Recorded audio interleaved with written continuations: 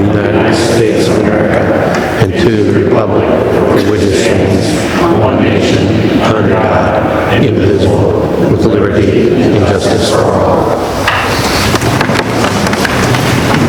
Okay. Thank you all. Before we move on, I'd like to handle proclamation. Ladies, if you come in.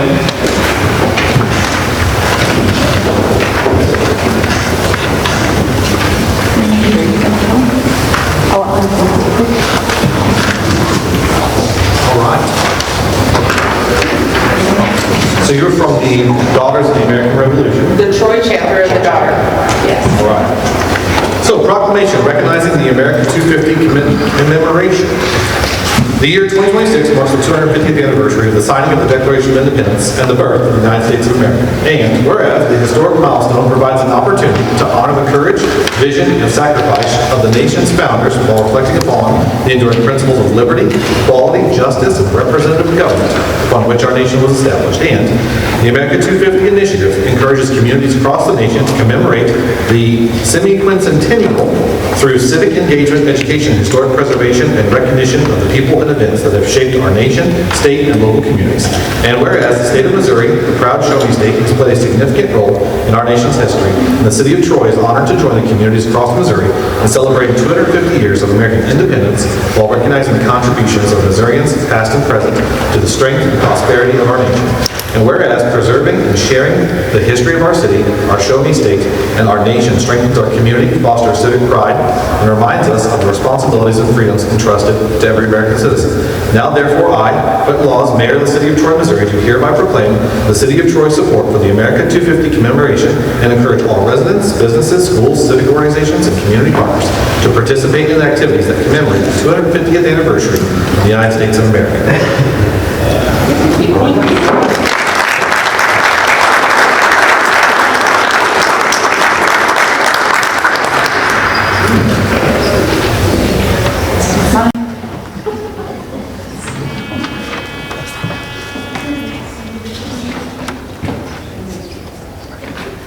Thank you so much. Yes? Thank you so much.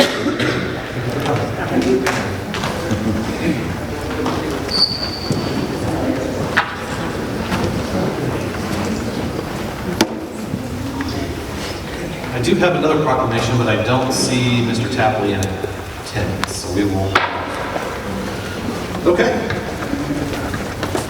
And we'll move on. I do see that we have a quorum present. We're all in here.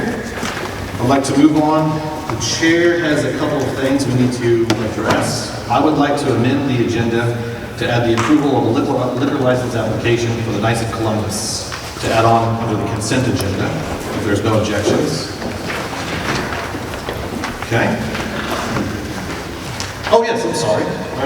You have an invitation? Father Bowles is here, yes. Would you step forward, please? I'm sorry, sir.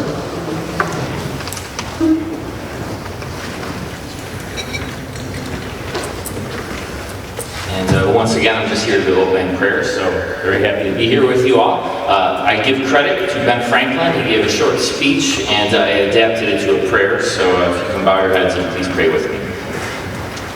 Heavenly Father, we give thee thanks for all thy many blessings and the opportunity to serve thine people.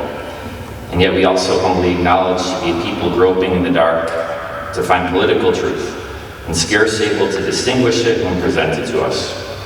Amidst our difficulties, we once again appeal to you, the Father of lights, to illumine our understanding.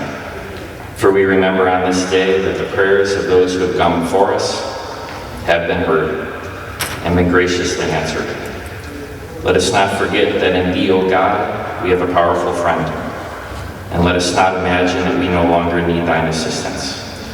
Let us recall that you, O God, govern the affairs of men, and a sparrow cannot fall to the ground without your notice. And so in humility, let us perceive that no great deed can arise without thine aid. And let us remember that unless the Lord build a house, they labor in vain that build it.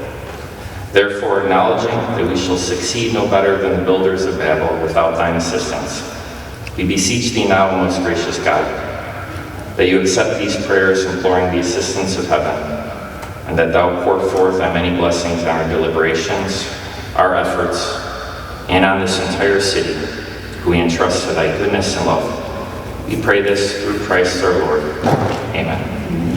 Thank you very much, and God bless you all. Thanks.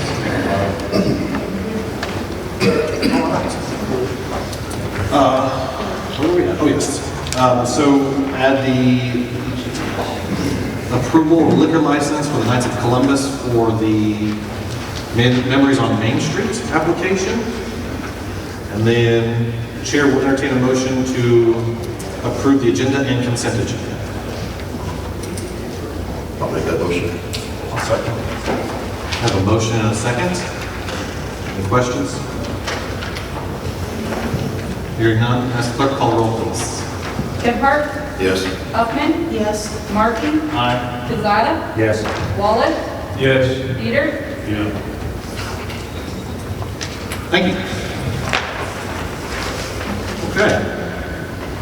Now, another housekeeping item, DC3 Properties LLC has postponed their application here on the rezoning request. That will not be considered tonight. So we will still hold a public hearing, we can still speak on it, but they have withdrawn their application at the moment. Postponed. So at this point in time, I will open the public hearings on the following, which I'll read.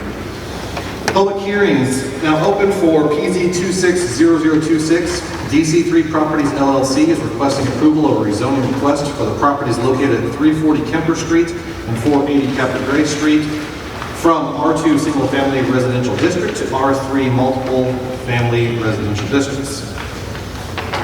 Item B, HPC 260001, James and Joanna Hartman, property owners have applied to have the old Gooch House designated as a historic landmark outside of the historic district. This property is located at 700 South Main Street. Item C, consider a proposal to amend section 405.125 of the C3 Highway Commercial District, subsection A2, permitted uses. And D, eliminating the voluntary property tax rollback in the amount of 15 cents per $100 of assessed valuation. Anyone wishing to speak on that can step forward now. We have Mr. Huffman.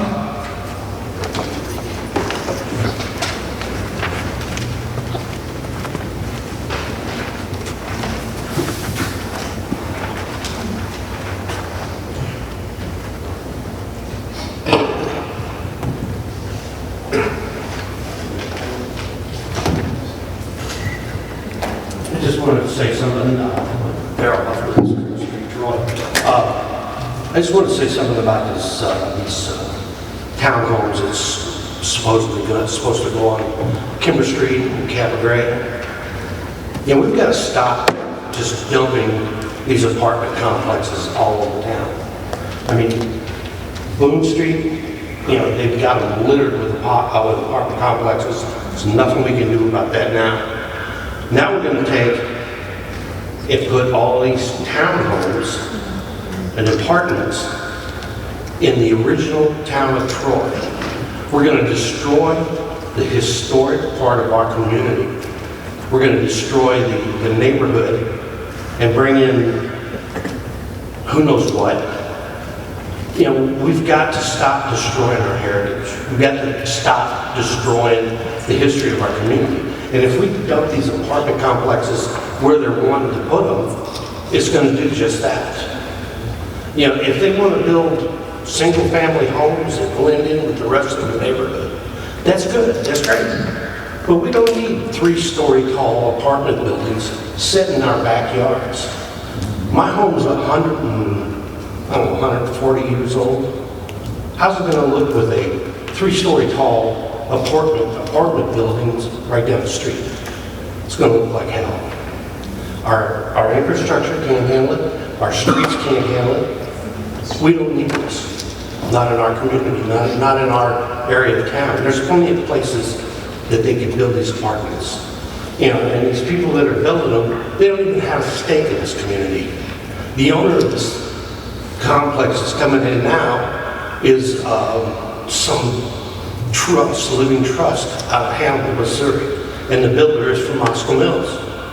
Go to Moscow Mills and build with the rest of the apartments down there. We don't need it here. Thank you. Thank you, sir.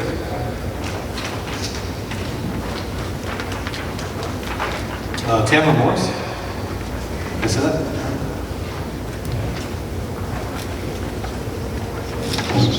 Good evening. I have some packets that I'd like to distribute to you guys, if you would mind.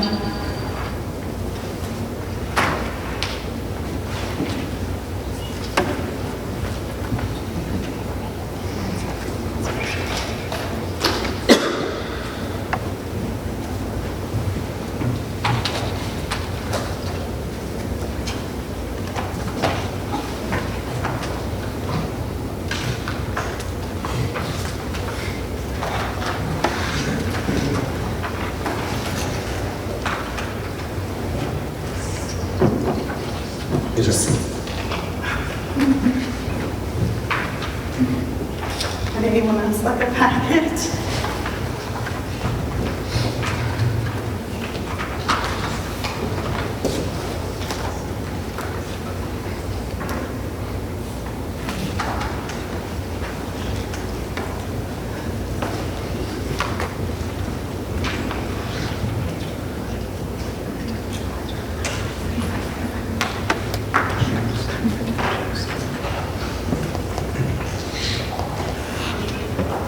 Good evening.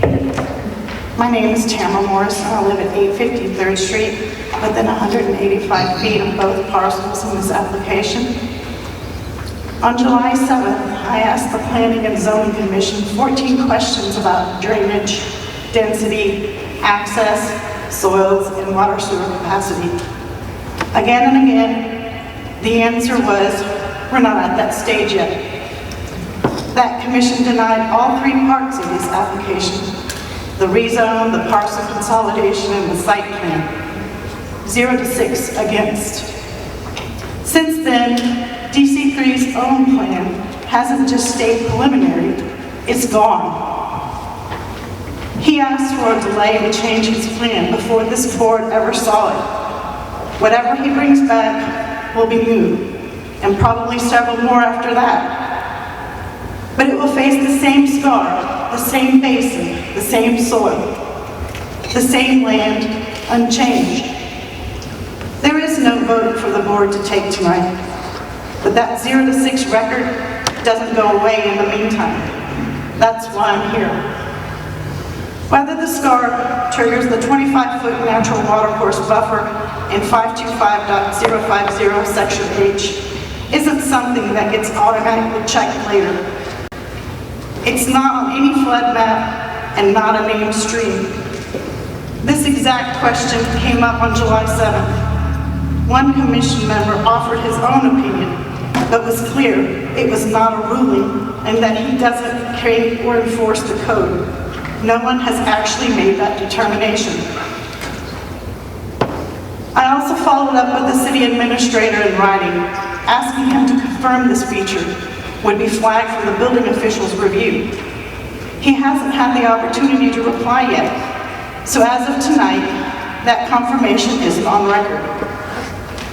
So my ask doesn't depend on a vote. I'm asking this board to formally direct the building official to evaluate this feature against 525.050 section H now, and that this directive be recorded in tonight's minutes. This isn't only about DC3. Land changes hands. If this property is ever sold, developed by someone else, or comes back under new ownership, the next owner's engineer starts from a blank page unless this board puts something on the record tonight. A determination now means the next owner cannot claim that it was never raised. That's the difference between fighting this fight once or fighting it over and over every time this parcel changes hands. To be clear, I'm not asking you to deny anything tonight. There's nothing to deny. I'm asking you not to treat tonight as a pause button. Directing the building official costs the board nothing, and it closes the only stage in this process where the public has no voice at all. If this board prefers to wait, I understand, but I'm asking that all of tonight's supporting data, LiDAR, elevation, and site evidence be attached to the minutes regardless. If a future plan tries to run a road past this basin without addressing Chapter 525, the record will show the physical limits of this land were raised tonight on the record. Thank you, and I'm glad to answer any questions. I don't have any questions, but I do want to say thank you. This is by far one of the most detailed public statements I've ever seen, and I appreciate it. I like the fact that you thoroughly explained it and went through all this stuff. I really did. Thank you. Thank you, sir, because it was a lot of work. I believe you. I believe you. I'll make sure that the clerk includes this in the minutes. Thank you. I do have a comment, being on the P&Z board. The Planning and Zoning Board voted this down unanimously. There was conversation about it. Nothing really positive. I give Ms. Moore credit. Like Connor said, I've never seen this much depth in something. It shows that there's a ditch in there that's not just a little ditch, but anybody that's probably lived at the bottom of the hill realizes exactly how much water comes down there. By our own records, by our own ordinances, by our own laws, there's a lot of stuff that says this shouldn't happen, not in the way it's presented. I've never been a firm believer of that. Once this goes in, we vote on it, it's got to go through a process and a process and a process. Well, after all, the first process, after we vote on it, when we vote on it, that after that point, we're no longer involved. The citizens are no longer involved. It's usually one or two people, and that's it. I don't agree with that. I don't agree with taking a parcel of property and rezoning it, and then something falls through, and then the owner jacks the price up and tries to sell it because now the rezoning has changed to their benefit. I think that after, if anything does change hands, it goes back to R1 and start all over. I don't believe that it should be continued to go on and on, because so many times developers buy property, do little or nothing other than get it rezoned, sell it for more money to somebody else. And that's not fair to the city. It's not fair to anybody that lives in that area. And like I said, I've never been a proponent for that. It's just that over the years, it takes at least half of the board and the mayor's vote to say something, to change it or to leave it. It's never been an individual vote. So, like I said, the P&Z board turned this down unanimously. And I would like to think that this board does the same. But So yeah, that was the next question. So the P&Z has turned it down. And then maybe you guys turned it down, but it still remains R2.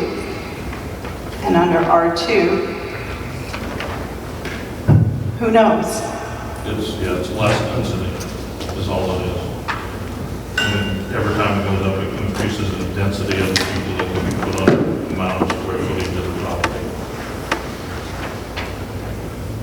It changes the homes. Single family homes, one house. Duplexes, two of them stuck together. Triplexes, three of them stuck together. Apartments, you go up, get up. Yeah, each zoning change allows. Usually it's got the previous and it adds more to it. From C1, or R1 to R2 to R2 to R3, C1 to C2 to C3, it's just an increase for each one. So, And at what stage is the 525 determined? Well, we have given, when you sent the emails to us, we have given those to the building department to begin the research about that exactly. Since it is outside the mapped floodplain or floodway, we'll have to do some legal research on how those restrictions apply or don't apply. So I will make sure that it's entered into the minutes, and our building department has been given that, so we'll do that. And when can we expect that determination to be made? I'm not going to put a time on it. I don't know. So not before the next Alderman hearing? Well, we don't know if we're going to have to get an outside engineer to take a look at that, and we're not quite sure yet. So I don't want to set a time, because it might take longer, it might take less time. I'm not quite sure. Okay, thank you. I'll make sure that city administrator stays in contact with you. Thank you. Okay? Thank you. I would like to thank you also for putting forth all the effort that you have in speaking and trying to hold the board accountable. Thank you. Okay. Joe Silveraggio? Did you want to talk about this, or did you want to talk about something else? Same thing. Okay, because you marked agenda items, so I just wanted to make sure. Oh, okay. No, you're fine. Sorry. My name is Joseph Anajo. I live at 410 County Grade. I've lived there for 21 years, and I've always had a nice field behind me, and I get, that development is going to happen no matter what, but what they got going on now that they proposed is just ridiculous. There's been no environmental studies done. Our infrastructure is probably the oldest in town. It's got to be 67 years old. No way capable of holding 82 more residences. There's just no way. DC3, they went into this, they bought the property, they knew what it was on when they bought it, and just assumed that they could come to the board and get it changed. Well, most people that do this, they develop property, do their due diligence, and put contingency contracts on it just for that purpose, to make sure that it's passed. He didn't do that. So he just assumed that this was going to happen. And I mean, I got a big problem with that. That just tells me what kind of developer he is, because most developers will go in front of you guys before they ever purchase the property. The street is busy enough without having 82 more residents and only one entrance in and out. I just don't understand that, and it seems like a nightmare for emergency responders. I would hope, I know you're not voting on it tonight, but I would hope and pray that you guys would take the planning and zoning recommendations and vote this down. I mean, like I said, I realize something's going to be built there, but what they're proposing is just off the charts. Thank you. Thank you. Anyone else for items A, B, C, or D on the public hearing? Yes, sir. I went around, I got a petition one together, most of the people. Did you come up, state your name and your address for us, please, real quick? Marion Malloy, address. Yes. 693rd Street. Thank you. Off the gallery, also. I went around, I'm going to hand you a copy of what I've got. If this not being voted on tonight, there'll be more signatures on the next time we come up with it. But I need an open opinion from all of you guys. Is it about the money, or is it about the voice of the people? Because the people are here, and they're asking you to vote no on extending this to a larger complex, which is on the second page. There are signatures, and I found out that Mr. Hall, and I don't know if he's here tonight or not, so I won't badmouth him, he was told his renters, who've been renting from him since '91, they're handicapped. Two of them are having mental, I won't go into that, but they're working at Pizza Hut. They told me their whole story. Their rent was promised not to go up, but it went up $300.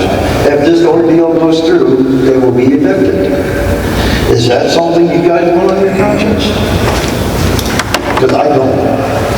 Along with,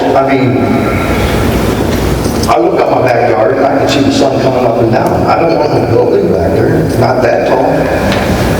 Now, if he wants to put houses in there, condos in there, I'm not opposed to anybody improving Troy. It would still be income for Troy, but $160,000 is not the complete number. Because once this is built, then it becomes a cost to the city as well, which diminishes that $160,000 that was talked about at the last meeting. I'm just begging you all to take into heavy consideration the voice of the people. Yes, infrastructure has to happen, but it doesn't have to happen this way. And that's pretty much what I have to say tonight. Thank you.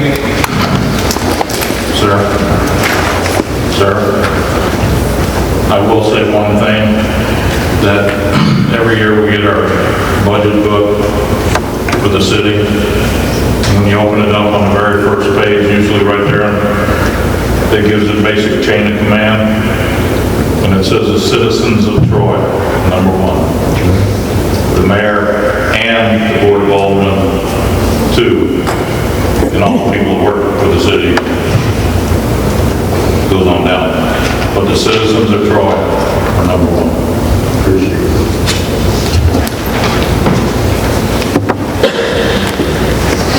If you'll step up, say your name and address for us, please. My name is Teresa Gooch, and I live at 340 Boone Street. And as you all know, we have new apartments across the street from me, apartments down the street from me, and I too appreciate everything you've done and everything everybody else has said. Living on Boone Street, even prior to the apartments at 351 Boone Street, which is directly across from me,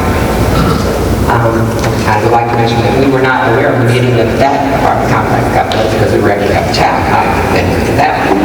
However, we have qualifying events that start at Main Street and go to Children's House. We called the police numerous times.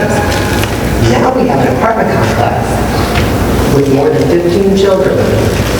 Everybody's got a place to go, but it should be safe. And it's not on Boone Street. Now we have Boone Street Commons in addition to that. And I don't know who thought it was a good idea to put the massive apartment complex down by Boone and Lincoln, because that's already a cluster.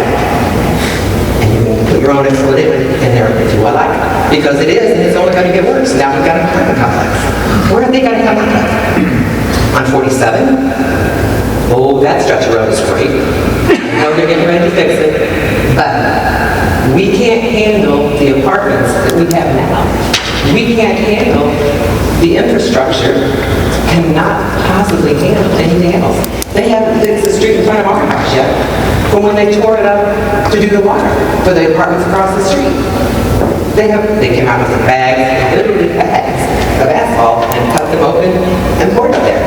But people still get that doing at least 35 as they're trying to qualify. So what's going to do about the safety of all these people that you're going to put in this little tiny piece of property? Where are they going to go? How are they going to get around? We have apartment complexes in this town. I don't belong to them all. And I don't care, because everybody has to have a place to live. I get that. But they're not taking care of it. We have a neighbor in a duplex that has lived there for at least 15 years. Rent's never gone up, and nothing has been done to that place. Nothing. If she wants it done, she takes care of it. The only thing that guy does is mow the ground. Her rent just went up $100. She's been there 15 years.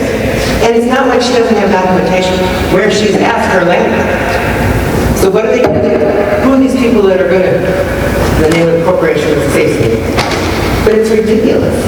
You just keep putting up more apartments, but you don't think about the people that are going to live there. And I'm not talking about just me in my 100-some-odd-year-old home, right across the street from an apartment complex. Let's make it 3, actually, because there's whatever that is across from me, wood boom, and then the blue ones, the white ones, and then ones on Marble Street. They're everywhere. But the road behind my house on Marble Street, we have asked to have it fixed, and they came out and they did exactly what they should. But the road is still falling apart. Where do you put all these people and all these cars?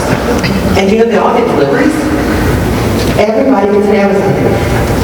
One way in, one way out. Something to think about. I wasn't prepared to speak, but I got to voice my opinion. Thank you.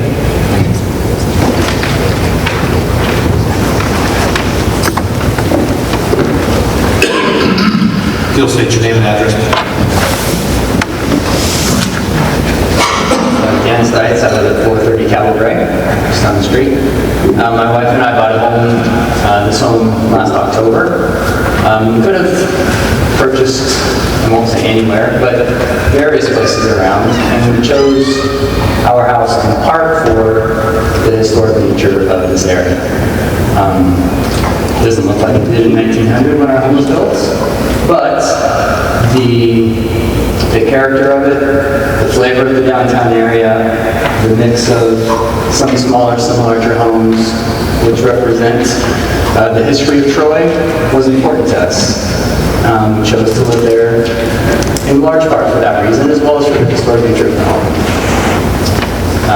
Individual homes, maybe townhomes, something small that would not be an eyesore or would not be an outlier in the community, does at some level make sense.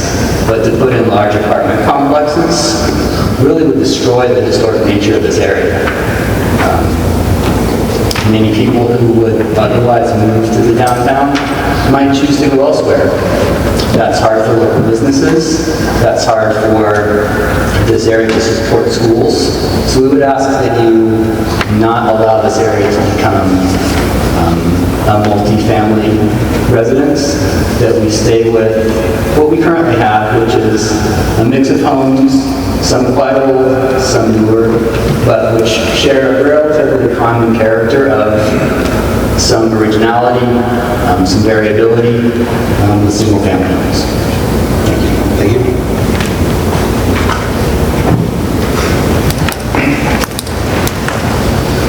Please state your name and address, please. Yes, my name is Kevin D. This is Justin McGee. We both live at 340 Back Road, Justin, Missouri, but we also lease space at 7C Plaza, Troy, Missouri. We are both partners, business partners, in LLC called Pickleball Shack, and we went in and hit sports and the warehouse that's behind there, and making it a 22,000 square foot pickleball facility, have 7 courts. And I'm speaking on the amendment, or Item number C. yeah, the 405, I think, to add sports facility to C3 zoning. We just feel it's a huge need in our community, not just us, but other future sports facilities who are looking to come and offer some to the community. Of course, we're running a business, but we're super excited just because it's something for all ages, all walks of life. You don't have to be a superstar athlete to enjoy the sport, and it's something that folks don't have to go outside of our town to go to. It's something local and fun. And so I'm just asking that, that you guys vote in favor of that, so that we can have something like that here.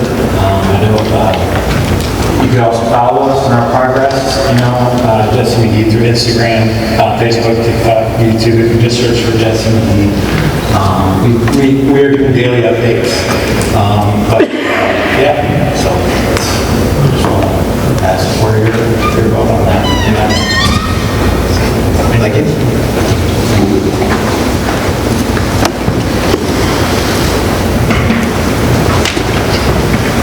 Seeing no one else, I will close the public hearing. Moving on, we have no other citizen comments that have signed up. Item number 8, City Administrator Report. Good evening, Board. Just a couple things that were on my memo that I would like some direction for myself and staff. You'll see that there were a couple items near the end of the memo which I requested at least some direction from the Board about preparing either discussions or legislation moving forward. First, which is right-of-way permitting regulations. This is something that we did identify earlier this year as something that is lacking here in the city of Troy. We not currently have regulations for permitting process for people who work in utility right-of-way. For those who live in the Capital Gray area, Capital Gray across South Lake, Capital Gray. That area right now is being run with cable for telecom and fiber. And obviously there's a lot of people who are concerned about people working in the yard. This is actually part of the city's right of way. Most cities do some sort of permitting or some sort of hold bonds, hold some sort of surety, so we know if there's anything that's damaged, especially in our streets or in the resident spaces, their yards, or anything in their personal space, that it has to be restored or we will hold the line and surety as collateral so we can make sure that it's restored correctly. So this is something I'd like to bring before the board. Most cities do this. It would incur a small fee, some oversight. It required that anybody doing right-of-way work would have to submit plans so they could show us where they're going to do the work. We would know ahead of time.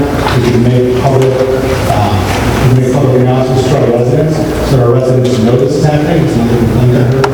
They asked why the city didn't tell them. We told them the city didn't know either until they had a water line.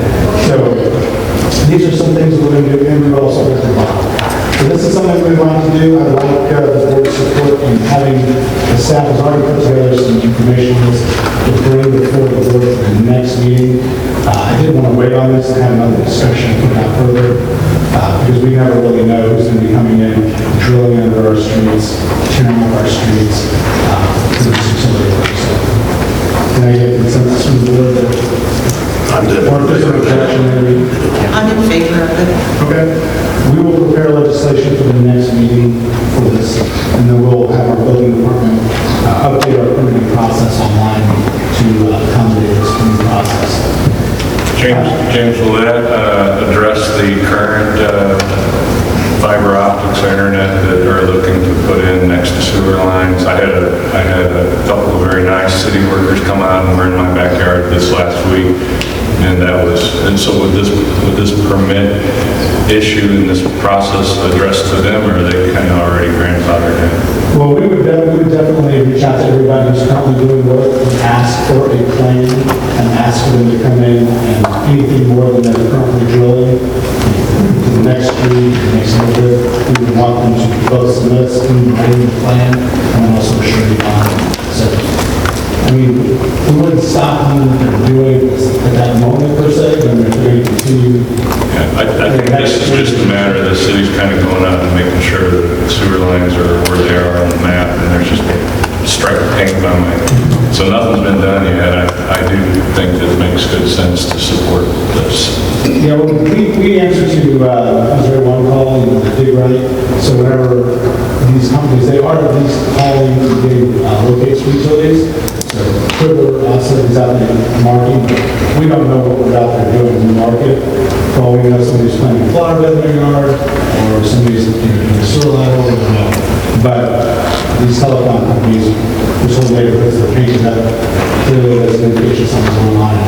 We'll find the first crew out there that we see, we're going to tell them, hey, this is going to need about 40 people. The next item I have on here, this is really something we've talked about previously, but it is something that will be going into effect nationwide and statewide also on November 12th, and that's the unregulated intoxicating hemp products. They are now being regulated as of November 12th this year, both federally and state legislation. In order for us to either prosecute or enforce these rules in our own municipal courts, we need a municipal ordinance to shadow or to cover what's already been approved by the state. So we would like to bring back the proposal that we had previously. Now that there is finality to this issue, and there were some questions before as to where this was going, but we would like to make sure that our officers have the ability to both enforce this locally as the state and federal government does. So we do have that same legislation that we introduced previously. Unless there's any objection, we would like to bring that back to the next week. When would this take effect? Would it be in conjunction with what the state is doing, or would it take place afterwards? It would take effect November 12th. This would give us an opportunity to start educating not just our staff, but also business owners too, to let them know that this is now, in fact, they should already know this because it's been all over the news all over the country. It will also give us an opportunity to let them know ahead of time. Our goal is not to run bust anybody, but rather educate people that here's the date, this needs to be off the shelves, out of the gas station, or whatever by this date. And these things have to be moved to dispensaries, which is where it is legally allowed to sell.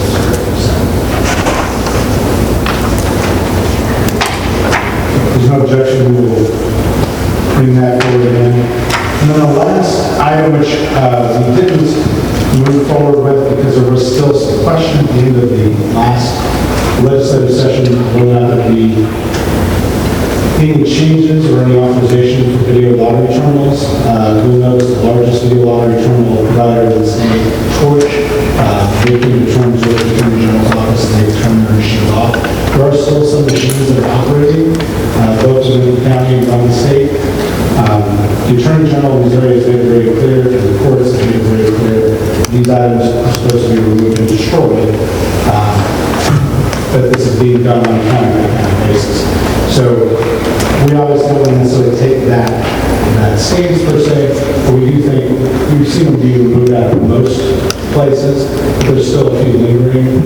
We would like the board's support in writing letters to these individual businesses, reminding them this is the determination of the courts, that under the Missouri Constitution, these are considered gaming devices, and these gaming devices have to be in a permitted casino, so they can't be in gas station or private venues. So for us, this is again more of an educational opportunity for us to reach out. I know a lot of cities have done this, a lot of counties have done this, just letting people know that you need to get these out. It's really for their benefit. I mean, state officers, Attorney General, is still vigorously enforcing this across the state. Unless there's any objections, we'd like to do that as part of our communication with our businesses. There's not an objection, James, but can I ask a question, Chief, really quickly? I know the Highway Patrol has been putting on training for other agencies to enforce those laws as well. Is there a chance you can look into that and see if we can send one of our guys or one of our guys that volunteer to go to that training to assist with the enforcement of those laws in Troy? Yep, we'll do that. I appreciate that. That was my order. Thank you. I was supposed to go, but my baby was born, so. Priorities, right? Yeah. The last item, which was not on the memo, but it came about at the last minute on Thursday when we were making the agenda, which of course was the item of the zoning request being postponed. So if you get a chance to meet very briefly before we put out the agenda with the developer who stated that he's obviously listened to concerns of both P&Z and the residents about his proposal. He does intend to submit a new proposal or an amended proposal. I'm not sure what that looks like yet. Honestly, anything to do with townhomes would still be required to be a zoning change. Anything that's not, if it was a duplex or single family, like any duplex or villas that are attached, those can be done by right. So if that's the case, he may withdraw his zoning change request and amend the site plan for duplexes. In that case, that is something that is permitted by right, and that's something that we can review again to do site planning, but that's something that is allowed in the current zoning district. So I want to say it was 60 duplexes as a density that you kind of allowed. No, 160 units, but I'll double check. Either way, we're going to be getting a couple of new site plans, and I don't think they'll be necessarily ready for the next board meeting, because it's going to require a review. And as also Ms. Morris mentioned, I did respond over the weekend to her emails. The building department is reviewing, will be reviewing that this week. Our stormwater coordinator will be, we're also engaging out of the training of an engineer to look at these issues as well. So certainly it will face all the scrutiny required by our ordinance and making sure that our residents are protected with whatever is there, whether it's zoning change or the duplexes which are allowed. Now, if he makes those changes and he comes back with them, won't he have to go before the planning and zoning again before he comes to us? It's really the purview of the board. I mean, the board has changed site plans right here in the meeting with pen and paper. And we did it last year with the Hamptons. So the walkers came right out of the audience and gave you a new plan and you accept it. So that didn't go back to P&Z. So it doesn't have to. The site plan is, proposed as an amended site plan. So long as the staff has reviewed it to make sure that it does meet all the criteria of the ordinance, there's nothing that hinders you from moving forward with it being live. The stormwater review, just to be clear, the stormwater review, well, primarily stormwater reviews, but I think most of the ones I'm concerned about, that portion will be done construction phase, where engineered plans will be given to the city. It would have stormwater calculations, runoff calculations, et cetera. There will be a talk, there will be a discussion about, where the water is obtained, those will be many other issues that are from our stormwater. So.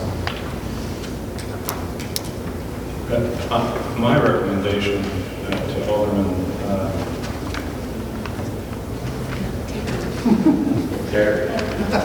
Alderman Huffman, sorry, it's a long day. Again, based on the unanimous vote 0-6 on the original plan, and my belief would be they hold some level of higher expertise than I do. I'd like to see it go back before.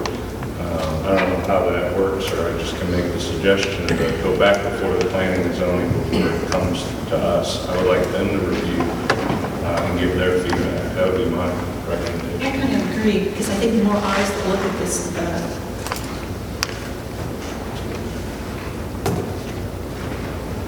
I do got one thing on that too. I mean, as Alderman,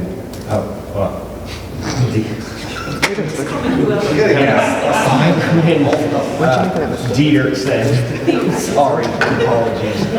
If it's already gone to the P&Z and they already struck it down, has 0-6 vote, why is it coming to us? I mean, if P&Z already struck it down, why is it coming to us if they already said no? That's my question about that. The board is still the Does it? Because Planning and zoning. they've already said it. I mean, Right, planning and zoning is a recommendation, and then it's up to the 6 of you to either accept that or cancel it. There were so many concerns, not just the overpopulation in that, or dense population in an area. And this has been a concern for just about every development that's went into town.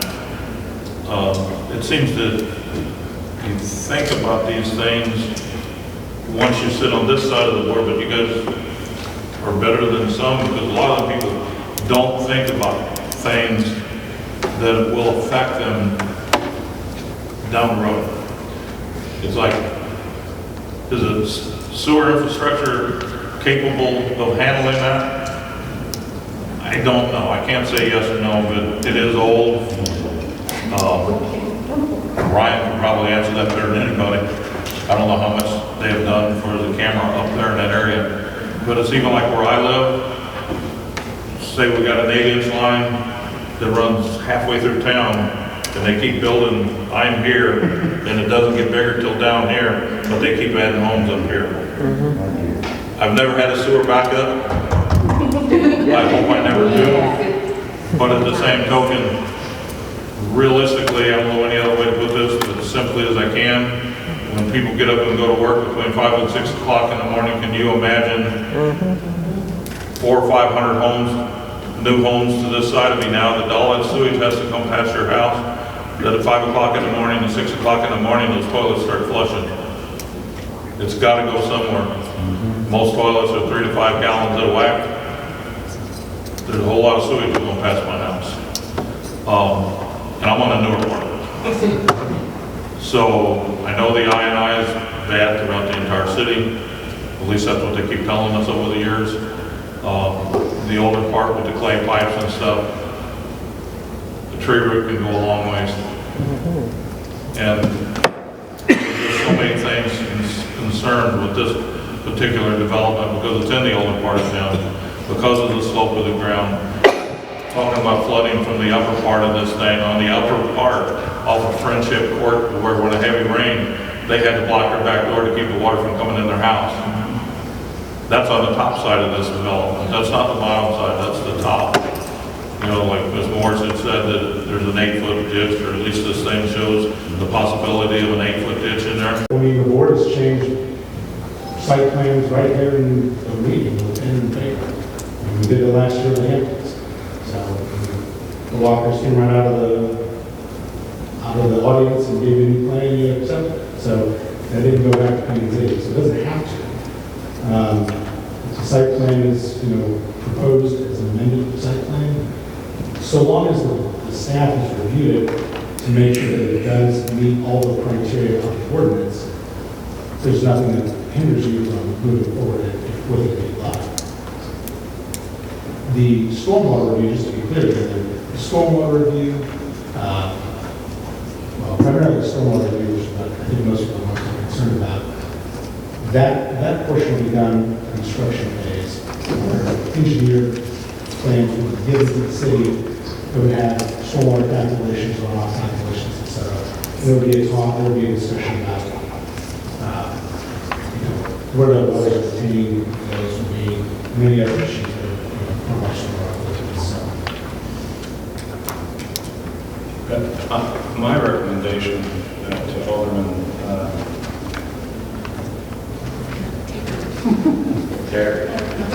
Alderman Huffman, sorry, it's a long day.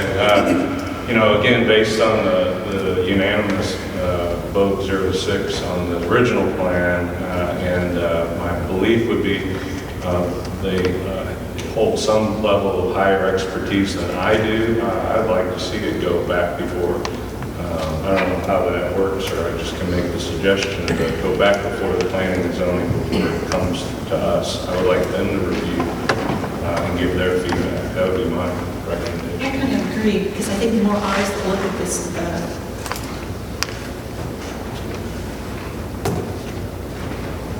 I do got one thing on that too. I mean, as Alderman,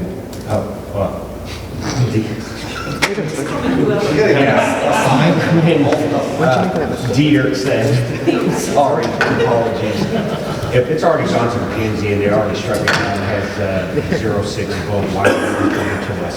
I mean, if McKinsey already struck it down, why is it coming to us if they already said no? That's my question about that. The board is still the actual decision. Because planning and zoning. they've already said it. I mean, right. Planning and zoning is a recommendation, and then it's up to the 6 of you to either accept that or cancel it. There were so many concerns, not just the overpopulation in that, or dense population in an area. And this has been a concern for just about every development that's went into town. It seems that you think about these things once you sit on this side of the board, but you guys are better than some, because a lot of the people don't think about things that will affect them down the road. It's like, is the sewer infrastructure capable of handling that? I don't know. I can't say yes or no, but it is old. Ryan can probably answer that better than anybody. I don't know how much they have done for the camera up there in that area.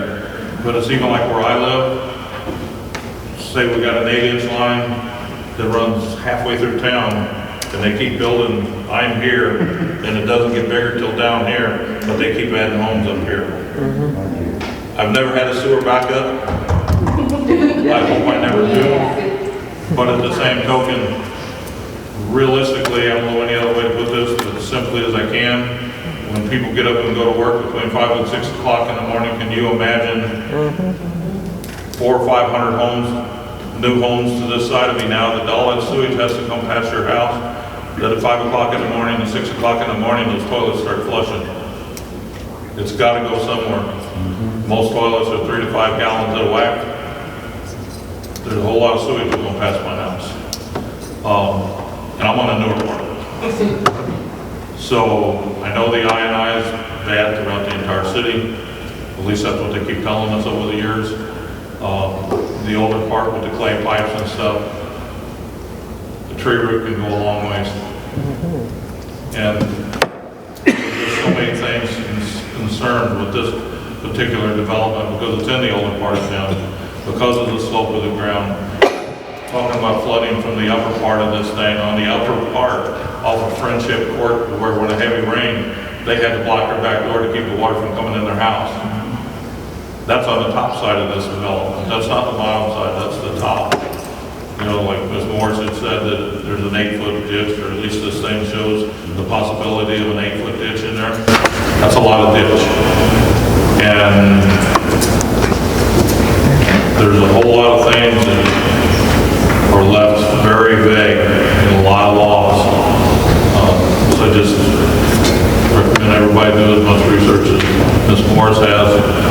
because I'm firm in agreement with the P&Z board. Like I said, I'm on that board. There's a whole lot of reasons why we turned it down. It just wasn't because we didn't want a 3-story apartment sitting in a field, or I should say 82 units. It had to do with the fact that the terrain of the ground, the people who live at the bottom of the hill, the people who live at the top of the hill, the sewage problem, the water problem, the backup problem, the potential problems that could happen. So, like I said,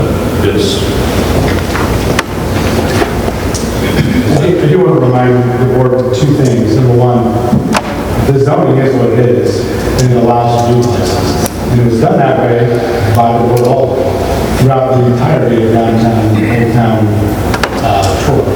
Last year, we went through a year process of our comprehensive plan, and the board all went in the planning and zoning adopted a comprehensive plan, which shows multifamily all through that area of downtown. To show any changes to our current zoning is. To deny it, you can't. You're going to have to allow what is allowed by the zoning. Yes, are they going to be told to put in retention, upgrade sewers, all those things? Potentially, possibly, yes, that's all they're going to do, but just so that we're aware, I mean, to the residents' point, this was not bought on contingency. This was not a, hey, I told no, I lost my $1,000, I'm going away. They spent millions on this property, or $1.5 million, whatever it was. They're going to build something here, and they're going to build duplexes.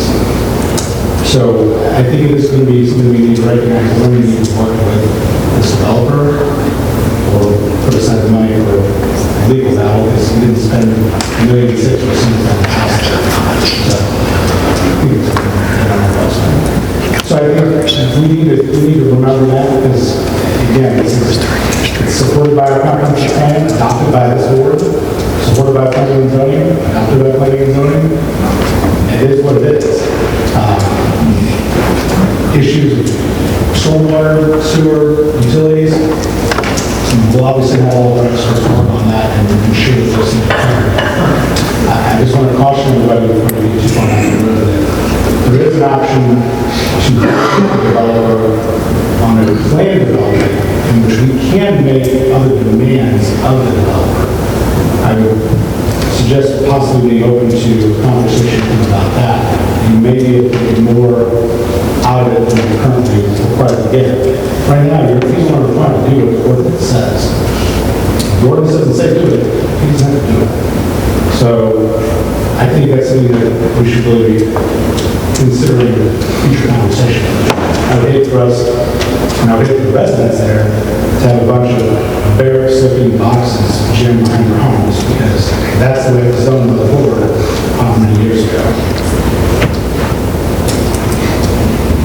Is that it for your Is that it for your action items? Yes. Oh, I'm sorry, well, we do have a couple items that are unwritten report. Right, on staff. That's approval of the master plan, if you would like to bring that up. On your staff initiatives, we do have an approval for master gardener signs at Main Street and Boone. They are doing the maintenance and planting flower beds. They have requested the board allow them to put out a sign. There was an example in your board books. Any questions about that? Do we need a motion and a vote on that? I'll make that motion. Motion, do I have a second? Second. I have a motion and a second. Any debate? How big are the signs? Does it say on it? It did. It's not very big.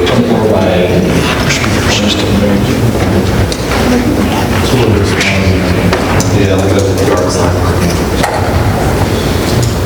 Okay. We don't need a roll call for that one. We can just do a voice vote. Okay. All in favor? Yes. Any opposed? Motion passes. Thank you. Number 2 on that section, special event application of the Dream Run for 2026 with an alternate route scheduled for October 17th of 2026. I think we have somebody from, you want to step up and address?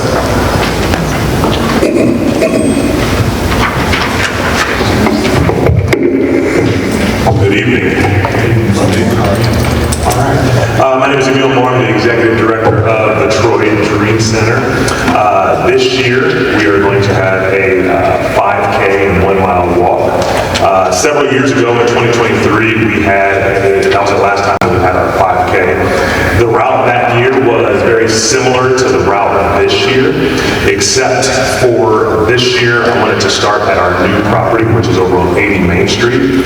So I believe you all should have, everyone has one of the copies of the new proposed route. So the route. Tab number 6. Sorry. That's not, I got it wrong. Does everybody have it? Or? Tab 6.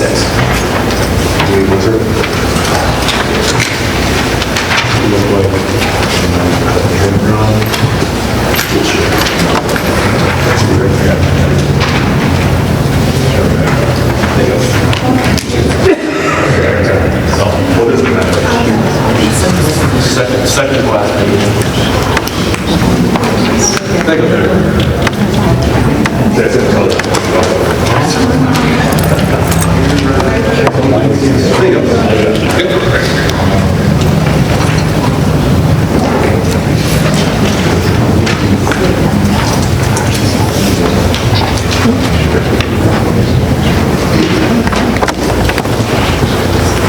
All right, so this route right here, it's just a little different than the one from 23. The one at 23 and 23 started actually at the city park, went out Monroe Street, went down Main Street to Wood Street, cut over on Walnut, then went down College to Buchanan Street, and then down Moon, and then back up to Main Street. So this proposed route this year would start on Annie Avenue, right next door to the Dream Center. We kind of loop around and go all the way down College Street, all the way to the neighborhood, back over there, and then down Boone Street to Main. And then we'd go up to Main and Monroe, and we would just do a kind of a button hook right there, a turnaround, and then come all the way back down Main to our property right there at 80 Main Street. We wouldn't have to shut down any streets. We would be on the side of the road. And the reason why I made this route the way it is because I really want to engage all of downtown Troy. So I've already talked to some of the boutiques down there. I've talked to hecklers, and I've been talking to Honky Tonk about making this really an event. We're proposing, or we're expecting, probably about 200 to 250 people to participate.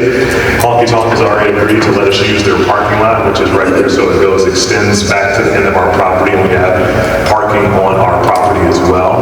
And so the really exciting thing about this is that in conversations with Honky Tonk, looking at doing some sort of limited menu or brunch menu potentially with them, so when people get done with the race, they can go to the restaurant right next door, and then as far as the businesses downtown, offering some sort of discount for people that participated in the run, just to kind of flood them with additional businesses, or with additional people. You know, my whole entire goal with this is just to bring more business downtown and just really be inclusive amongst all the entities down there. Since we're just over the hill, you know, I want people to go just over the hill back the other way and be a part of those businesses down there. So this route, I think, does that, gives people an opportunity to go down Main Street and showcase our downtown. And so I just wanted to get the board's approval and actually answer any questions. I did talk to Heckler Hardware. They're the only one that is open during the time of our race. So our race would be from 8 to 9. No other businesses downtown open up until right about either 9 or 10 o'clock, including the bank that is there. And so Heckler was 100% fine with us, you know, just kind of blocking off some of the parking spaces right in front of their business. So traffic would still be able to go, we just would be on the side of the road, and it would really only be about an hour, and that's really for walkers. Runners will get done a lot quicker than that. So I want to answer any questions you guys have, but I think it's going to be a fantastic event. It's going to bring a bunch of people to downtown. Is the donation link already open? Absolutely. So, great question.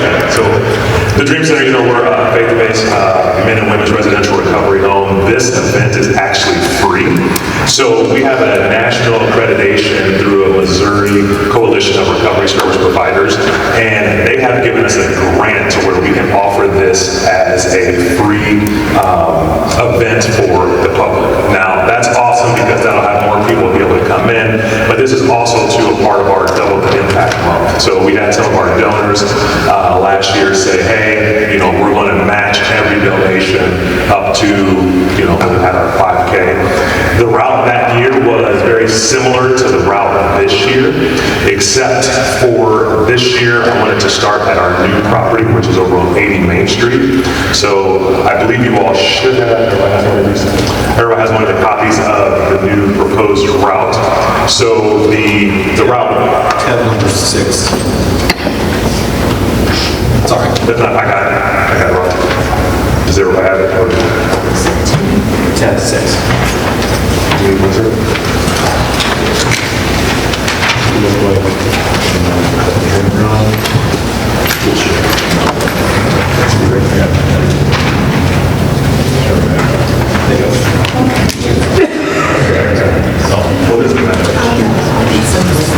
Second class.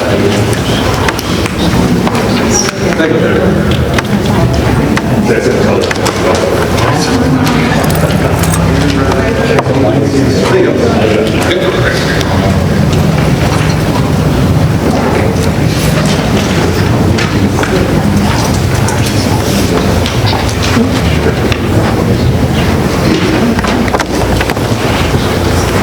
All right, so this route right here, it's just a little different than the one from 23.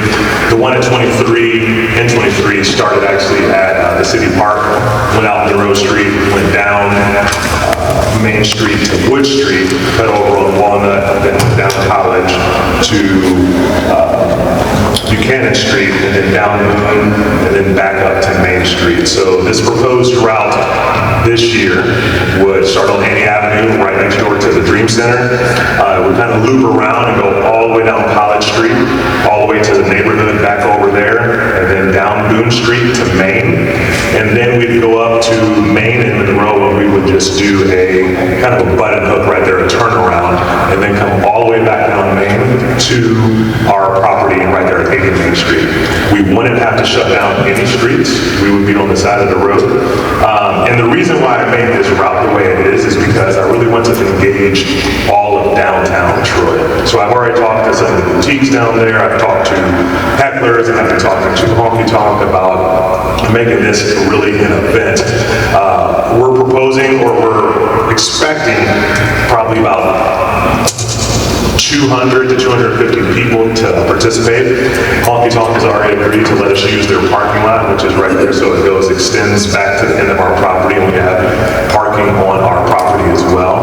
And so the really exciting thing about this is that in conversations with Honky Tonk, looking at doing some sort of limited menu or brunch menu potentially with them, so when people get done with the race, they can go to the restaurant right next door, and then as far as the businesses downtown, offering some sort of discount for people that participated in the run, just to kind of flood them with additional businesses, or with additional people. My whole entire goal with this is just to bring more business downtown and just really be inclusive amongst all the entities down there. Since we're just over the hill, I want people to go just over the hill back the other way and be a part of those businesses down there. So this route, I think, does that, gives people an opportunity to go down Main Street and showcase our downtown. And so I just wanted to get the board's approval and actually answer any questions. I did talk to Heckler Hardware. They're the only one that is open during the time of our race. So our race would be from 8 to 9. No other businesses downtown open up until right about either 9 or 10 o'clock, including the bank that is there.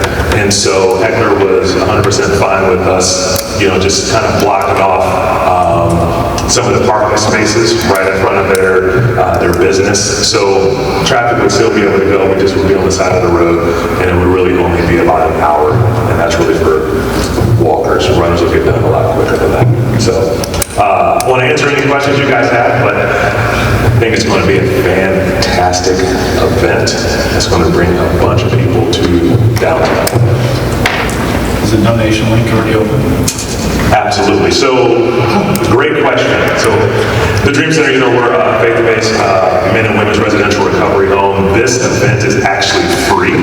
So, we have a national accreditation through a Missouri Coalition of Recovery Service Providers, and they have given us a grant to where we can offer this as a free event for the public. Now, that's awesome because that'll have more people be able to come in, but this is also too a part of our Double the Impact Month. So we had some of our donors last year say, hey, you know, we're going to match every donation up to, you know, $25,000. And so this year, as a part of that campaign that we have in October, this event's going to be a part of it. But since it's free, you know, we have that community right there around the Dream Center, and then also two extended communities that will be able to come in and participate either in the walk or the run at no charge. And if they want to make a contribution, that will go towards our Double the Impact. So again, I mean, the Dream Center wouldn't be here if it wasn't community supported and community funded. And this community has really adopted us and made it their own.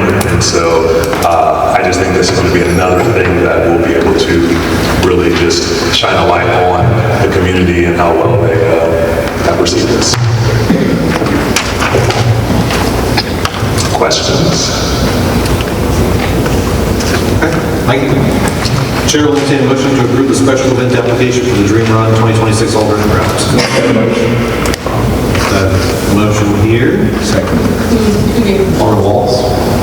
I'll second. Yes. All in favor? Yes. Aye. Any opposed? Motion passes. Thank you. Is that it for City Administrator? All right. Moving on. No unfinished business. That brings us to new business. New business. Bill number 1474.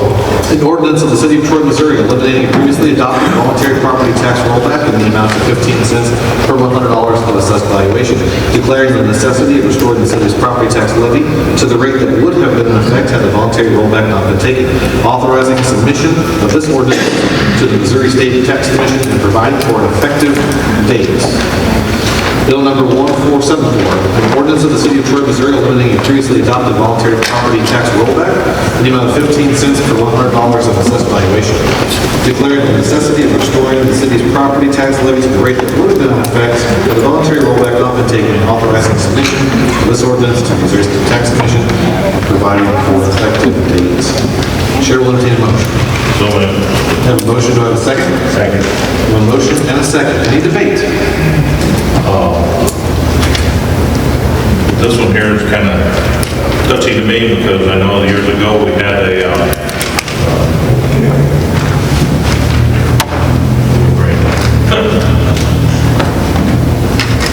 they had a vote with people that created a capital gains tax. In the event of the capital gains, it caused the rollback. Capital gains tax doesn't have a sunset clause on it, so it can continue on forever. Capital improvement? Capital gains or capital? Capital improvement. Okay, I just want to make sure. It's been a long day. And so it goes on forever. So now we're going to ask the people to pay more taxes on the property and still have the other tax enforced as well. So this might take.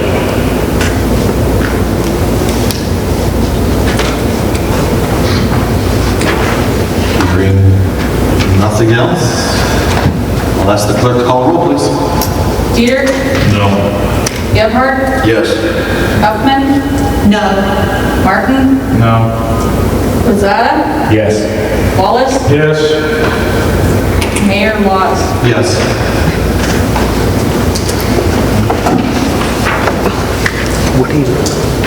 Motion passes. Thank you. Bill number 1475, an ordinance of the City of Troy, Missouri, designating certain property as a historic landmark, establishing a historic overlay district, or District H, amending the official zoning map of the City of Troy, Missouri, and providing for the regulation of the designated landmark.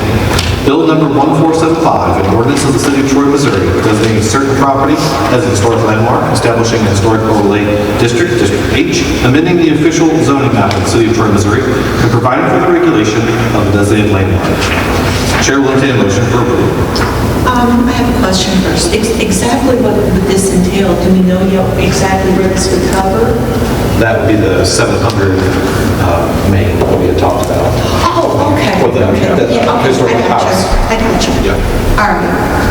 Marianne, could you what most of us call the old Gooch House on Main Street as a designated historic site because it is not in the National Historic District. And we have two different designations of historic properties in Troy. One is the National Historic District, which encompasses most of Main Street. There's some buildings that are in the district and some that are not. All that information is I think it's in Luke's office, if I remember correctly, in a big white book. And we have some individually designated properties. Excuse me, Bonville's Auditorium.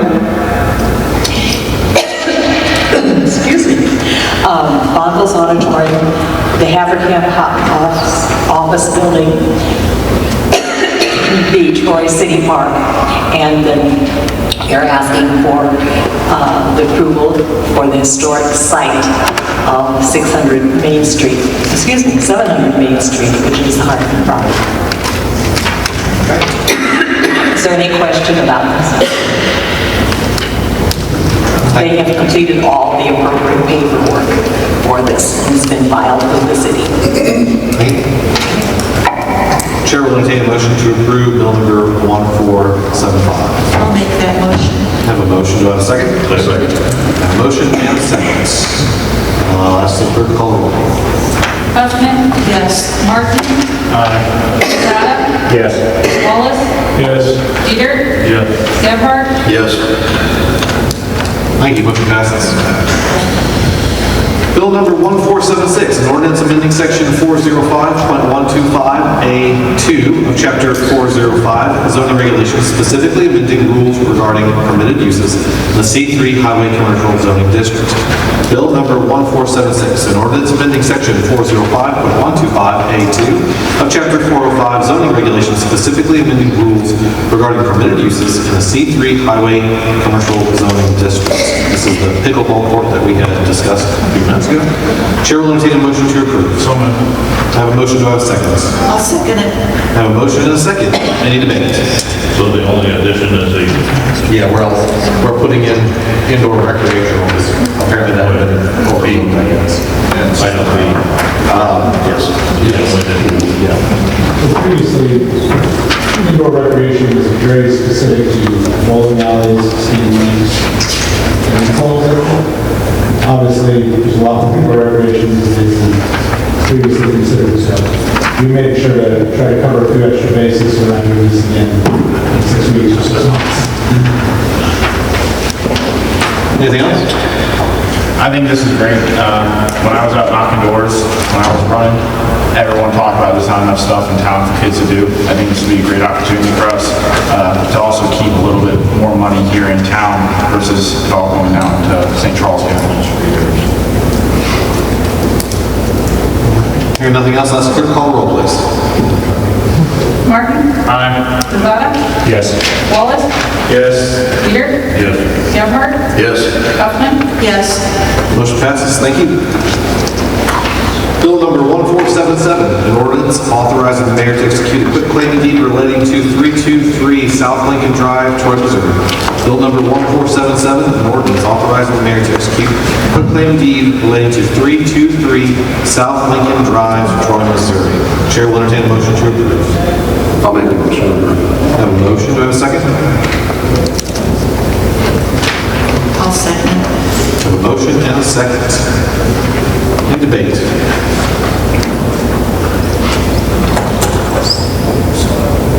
Hearing none, ask clerk to call the roll, please. Gebhardt? Yes. Huffman? Yes. Martin? Zada? Yes.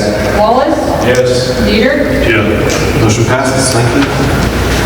Resolution 2026-40, resolution of the City of Troy, Missouri, approving an agreement for master services and matters related thereto. Does that need a second reading as a resolution? Perfect. Chair will entertain a motion to approve. I'll make that motion. We have a motion motion, do I have a second? Second. I have a motion and a second. Any debate? So James, this will just be like an on-call thing as we need them, we'll call them. Correct, because our chief building official is retired, we don't have somebody that is listening to that, or somebody trained that. We're engaging a plan to handle both commercial plan reviews for construction and buildings, but then also we'll keep this relationship going as a backup. So Moscow Mills, the GBA, Georgia Home Associates, a number of communities in the region do, either as their primary or as a backup. So we have a big building boom next year, and instead of hiring additional staff that maybe we don't keep on for a full year, this will give us an opportunity to help engage somebody to help take the workload down. We expect, especially as we review our fees, or continue to review our fees, we expect the fees charged will cover the fees incurred by this. Gotcha. And a part of this will just be until we fill the restructured position? The review part will be temporary, but we'll always keep, like I said, we'll always keep the relationship open. That way if we get overwhelmed with, construction, then we don't have to hire lots of new people. Because what happens is you staff up like that, and you get slow down, and you're either paying people to do nothing, or you're letting people off. So this will be trying to find that out. Anything else? Hearing nothing, Ms. Clerk, call the roll. Gebhardt? Yes. Huffman? Yes. Martin? Aye. Pizzata? Yes. Wallace? Yes. Peter? Motion passes, thank you. That's the end of new business. Moving on to discussion. Hampton subdivision and easements, Alderman Gebhardt. I know this has been brought up a lot in years past, but again, we've had several taxpayers that live in that subdivision reach out and kind of want to know where the city is on, get to that point where either Meyer Construction takes care of what they need to get that dedicated, how we're doing, for taking care of the easements there, along with a plot at 205, I believe, Old Rockford Drive, that's owned by Meyer, that has weeds growing in excess of 6 feet tall that they haven't been touched on. So, again, I'm new to the board, so I'm just trying to get an understanding of where we're at there and what progress can be made to get to the solution. So I appreciate you bringing this back up. It's something that myself and both previous and current staff have been talking about almost since I got here. It's something that we identified as not just related to the Hamptons, but I have a list of 10 subdivisions that are either fully or partially undedicated through whatever failures in process and procedure previously, something that we've already remedied so we don't have that issue. So the proposals that we've made in the last year to hold escrows and to hold plats up until we have the dedication or some sort of surety for maintenance of those streets. But we do have a lot of streets that are still, and it's streets and subdivisions across the city that we have this issue. The Hamptons specifically, I'll speak to. We do have we had communication actually today with the attorney representing Mr. Meyer. We are working on an updated punch list.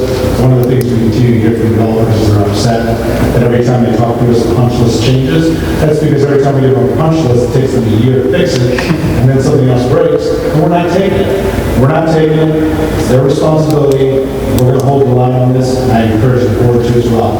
I understand it's an inconvenience for the residents, but it's also about holding developers accountable.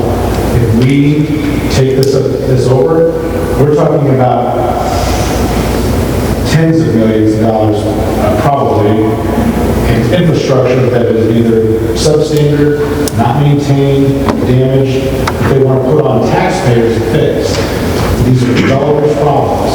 These are issues that we should be holding accountable for. Mr. Myers, one that we can't hold accountable for because he's still out of business. There's several of these on here that developers gone, dead. And so we're going to have to make some tough decisions as a board on how we reconcile that so so we properly take care of our residents while also being good stewards of the revenue and the money that you have. So Hamptons is, we've gotten serious with him. He's got an attorney, so it's making progress, I hope. That's something that we're going to continue to work with. We've actually gotten probably a little closer with West Hamptons, but it's unrelated. That is a litigation that is now concluded.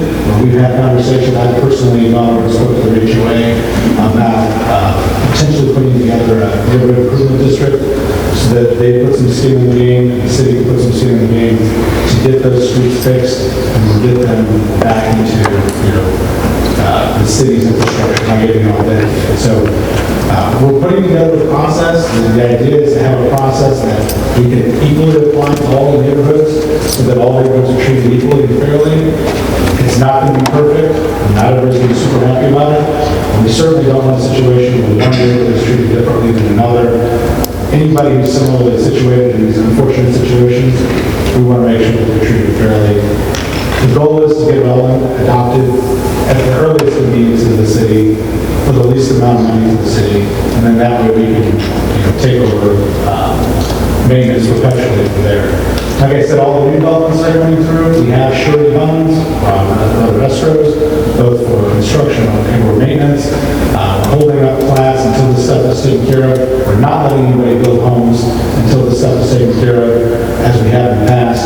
So we don't anticipate these issues to continue in future developments. So I will give you guys updates on these as these kind of come about.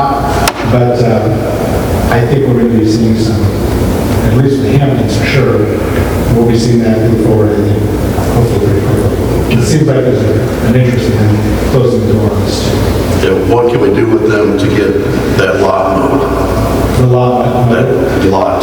So one of the issues of contention right now is that development was developed, I think, by another developer. It was purchased or picked up by Mr. Meyer. So there are parts of the development that he's claiming not ownership of. The GIS says it right. I agree. Right there. There's also parts of that development that are in the name of Hamptons HOA. It doesn't exist. So who owns it? And that's a huge problem because the stormwater facilities in that neighborhood are dedicated to an HOA, which doesn't exist. So we have overgrown, those are behind the development, so people don't notice it, but serious problem for stormwater infrastructure. All of this was approved before we governed our own stormwater system. So it's not our map, it's not registered with DNR, it's not part of our own maintenance and inspections, but it was done, and that's another issue that we're going to have to try to come to terms with, because that obviously affects everybody else downstream. So luckily right now, I think there's that many people downstream, but there will be developments will continue to happen, and we want to make sure that we're protected as well. So I understand the progress with the subdivision and all, but I mean, it shouldn't be that hard to get that lot taken care of when you've got kids out there that can't play out there because of the mosquitoes and everything, with that thing being so high. If our own GIS says it's Meyer, it's Meyer until it's not. And we've had, we've signed it, but I mean, that's a long process, unfortunately. We're not looking to get, we're looking to get them remediated, as you're saying. We're not trying to just find them, but I don't know why they're holding up. Normally, it's been a every year thing, from what I understand. They're just slow to do it. They just haven't done it at all this year, which is why it's so bad. I don't know if that's because of this legal discussion we're having with who owns what, but that's an ongoing conversation. We will try to get that cleaned up. If it doesn't get remediated, we can have conversations with our prosecutor about getting an order cleaned up ourselves. But we have to get, we'll have to get an order from the judge to say we can enter on property to clean it up and compensate. See, has the city ever looked into the very first city I worked in law enforcement many years ago? They adopted an ordinance to where we had kind of junk yards, unkept yards, and if these people did not take care of them, the city, like you said, would pay and have that taken care of, and then it would either be assessed to their taxes or assessed in a different way. Has this city ever had anything like that? So I had that conversation cities that I work for, entertain. My understanding is that twofold is the reason why the city of Troy's never done it. Number one, the city just always assumed that they would lose money if they were never get back. Number two, and I was told this by our prosecutor, that our assessor will not assess it to the taxes. So typically, as you were saying, we would do it, we would put what they call special tax lien. It's not a tax, it's just a fee, fine, but they go on with the bills as a special tax lien. So it has to be paid with your taxes or ends up being part of the, Because it was a very successful ordinance way back when. I'm sure it's still. Well, I mean, we use it all over. We use it in St. Louis County, where I came from, a lot. Be a wake-up call. And, you know, if they don't pay those after 3 years, you know, it goes tax. But my understanding is the assessor will not put special tax liens on the county. That is that just the current assessors? That is, I guess, his decision. I mean, it's not grounded in any law that but everybody else does it. So. That's Kevin? Yes.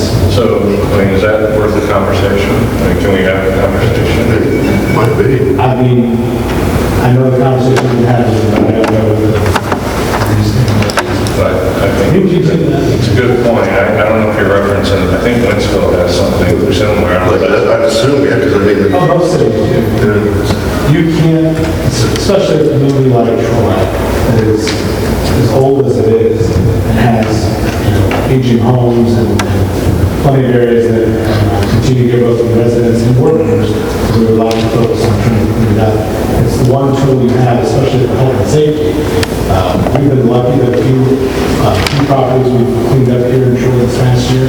But that's just by enough pressure that they actually clean them up themselves. I mean, we have homes that probably shouldn't be down, but the reality is, if you go through that process, the city absorbs all the cost. If nobody's going to let you put it on a tax lien, then all we do is we go to the courts and then that never gets exercised. So it's in the past, my understanding is it's also been for the cost benefit analysis. It costs us, you know, X amount of dollars to, you know, $500 to clean this up, and $1,000 legal costs. The taxpayers just pay $500 because we're not recouping it all. So I think that's been part of the thought process in the past. Honestly, it's got to be a decision of the board that says it's worth it to us to do it. And it's also a self-discipline measure. And last but not least, I did have a screenshot sent to me by a taxpayer over there in that subdivision that wanted to give a shout out to Patrick Donovan, who used his own riding lawnmower and did the perimeter and by the pond there and everything like that. And it shouldn't have to come down to that, but you know, we have good people in this town and good people around the country that do step up and do these things when we're still kicking the can. Ultimately, one thing to make sure that we're clear to that property is also either green spacing or part of the non-functioning stormwater system that is supposed to operate there. So even at the conclusion of this, that property will not be Mr. Myers forever. His intention will be part of the plan. It should go to the HOA for maintenance. The residents there should have an HOA that maintains it. And that's something that they'll have to... And so that's going to be part of the difficult conversation. And I think they understand. I think from who I've talked to, they understand that. Good. You know, it's just they want to get this part of Meyer taken care of, and then they'll get the ball rolling and everything else. Now that we have the lawyers and all that, well, this is going to be expedited. They seem to be at least in earnest. In the past, it seemed like it was more delayed. And if we're losing contractors, you know, dropping like flies, I think we need to stay on top of the ones that are still around as hard and fast as we can, you know, keep after it. President, I agree with you, what you said earlier. That you can GIS everything and then give you an owner of that property.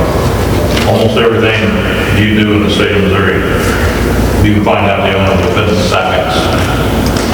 It makes me wonder why that says there's no owner, you know. And years ago,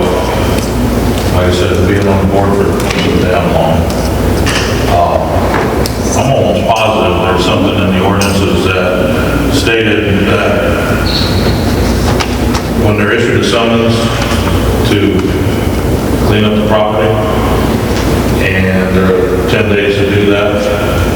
So if they get a warning, they got 10 days to do it, then they got 10 days, then they're issued a summons, and they got 10 days to do that. If they don't do that, they can wind up in court. You know, and it proceeded even farther to the fact that the city would, in this case, mow it. And at that point, they would put a mechanic's lien on the property. And when the property was sold, the city regained their money that they spent to do that. How many years ago that was, I'm not sure. I know it's been a long time ago. And even if you look in our ordinances, there's something in there about all of that. And so if we can find out the owner, which shouldn't be that big of a deal, unless there's property that nobody owns. I'm kind of curious on that one. Nobody's known the owner, we've been talking to him for years. We're talking to his attorney now. This is just a matter of getting them to do what they're supposed to do. They're disputing who owns what phase they took over, what phase things were constructed in, so this has been ongoing since long before I got here. And unfortunately, at this point, it's dragging out to get that lot longer than it certainly should. And I don't know if it's the attorney telling me don't do anything until we agree to what is yours and what's not, but that's certainly all the conversations. I can talk to the attorney tomorrow, Brian, and I can talk to him to see if we can at least get, again, because of the health and safety issue, maybe at least get that cleaned up back down.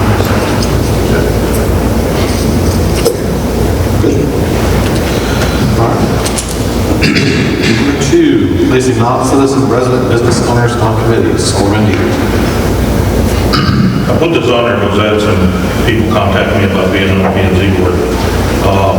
I've said this many a time in the past year.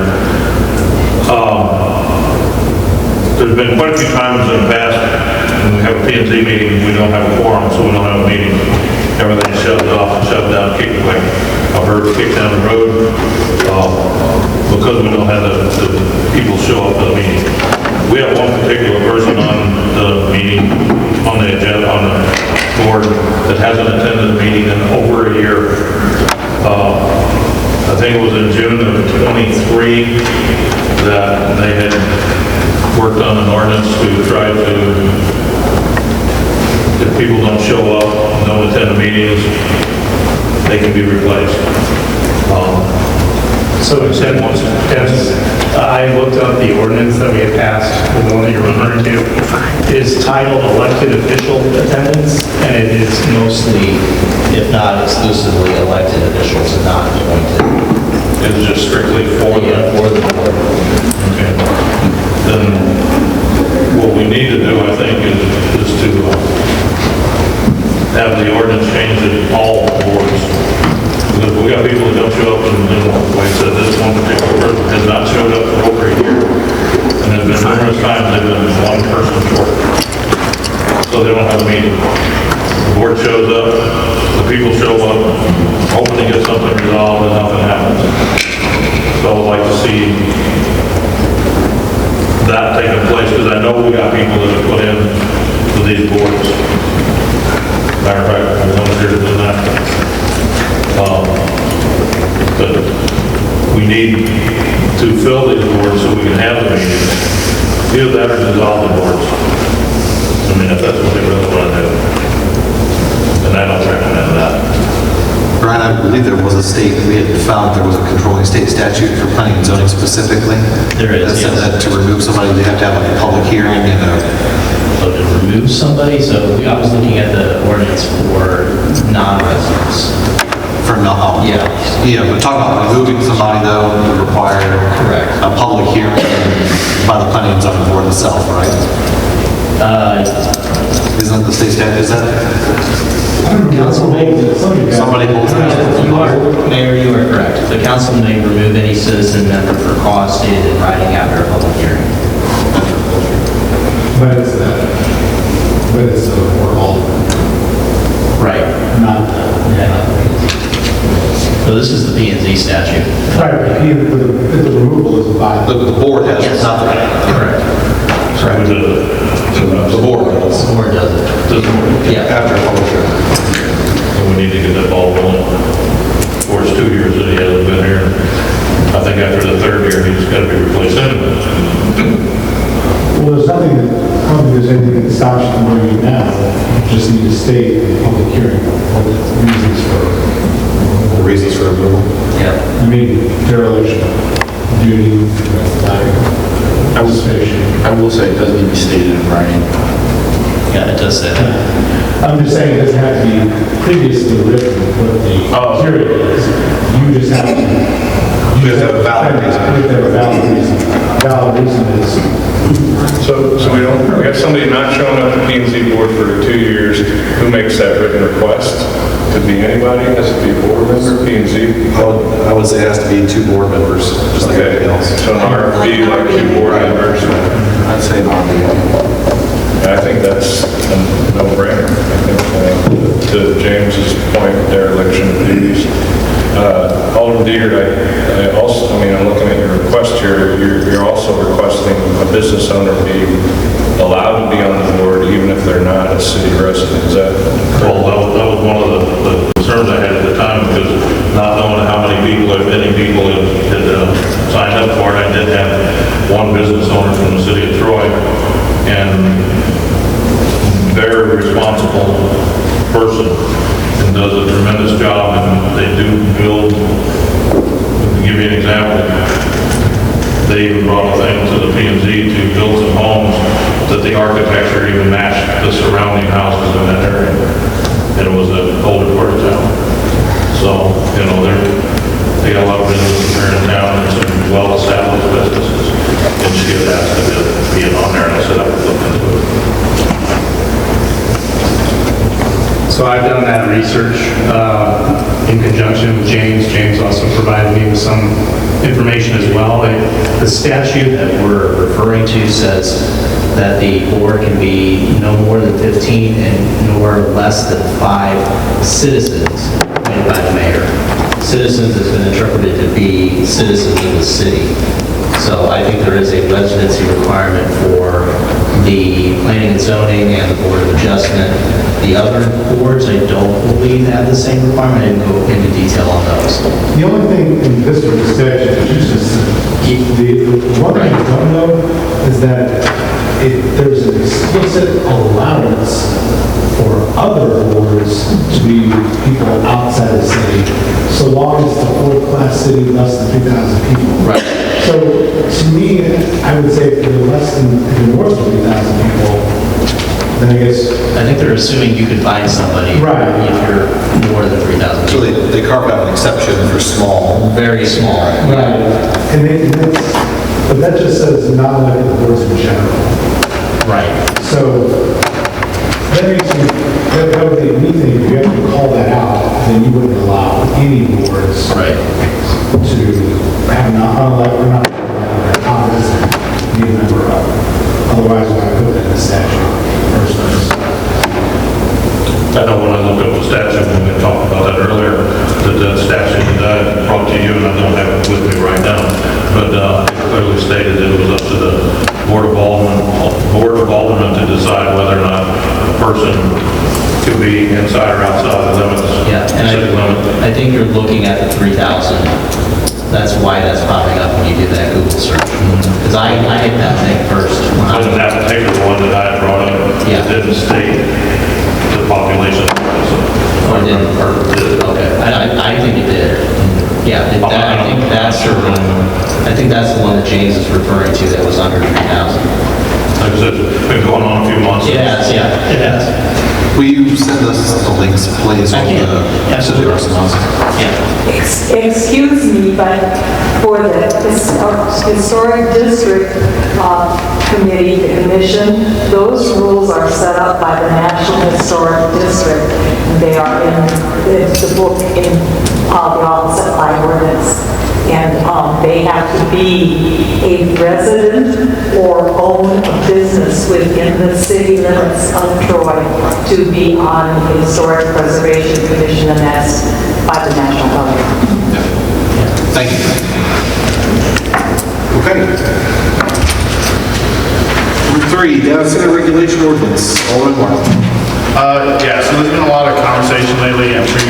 all across the state about data centers. I think there's a little bit of confusion because some people online are saying, well, that doesn't affect Troy because we can't have a massive data center. And that's true. We can't have one of the 500-acre ones. But a data center can be as big as this room. It can be as big of a house. It can be as big as Walmart. And we have multiple spaces in Troy that allow for that kind of thing. I do want to note, because some people came out and said, oh, I'm proposing something to ban data centers. That's also not true.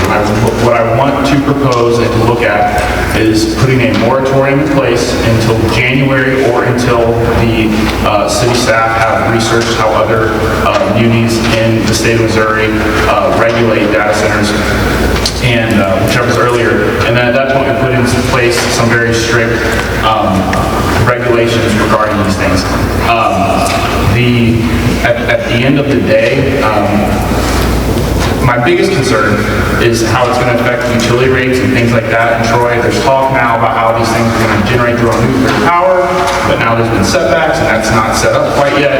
And I don't want to see residents' rates go up due to that. I also have concerns regarding any type of noise pollution, anything like that that might affect neighboring residents. And then additionally, one of my biggest concerns is, I've mentioned it more than once, you know, St. Louis is like the gem of Missouri, and I love St. Louis to death. But it's also obvious that within the last few decades, it's emptied out. We have all these old factory buildings and shops and things like that that just sit vacant now. There's talk about these data centers within the next 10 to 20 years all going into space. That's from the national government, that's not from me. And I worry that 10 to 20 years from now, we're just gonna have vacant buildings around Troy. I don't want that. I want stuff that's gonna come in and be permanent and bring permanent benefits to Troy. So I'd like us to just look into regulations that protect the long-term stability of the city and not just making a quick buck off of tax revenue.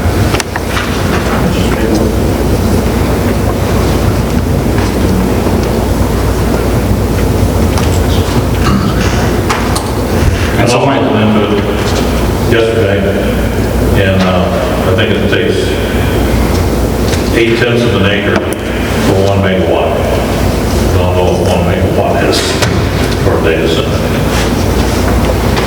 because that's considered wild, illegal stuff. So I don't know if 1 megawatt data center is what it consists of or not. I don't know.